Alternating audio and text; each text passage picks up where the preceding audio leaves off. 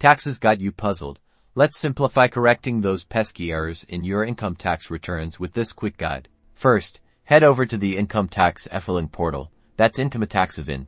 Your one-stop shop for all things taxes. Click on the e-file tab. From the drop-down menu, select Income Tax Returns, and then choose File Rectification. This is where the magic happens. Now, carefully select the assessment year for which you want to raise the rectification request. Accuracy is key here, so double-check. Choose Online as the mode of rectification. It's the fastest and most convenient way to get things sorted. You'll see a bunch of options like Return Data Requires Correction. Select the one that best describes the error you need to fix. A clear explanation in the Remarks section is crucial.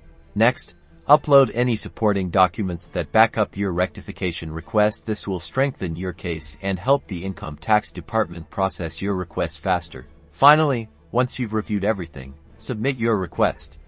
You'll receive a confirmation message with a reference number for tracking. That's it.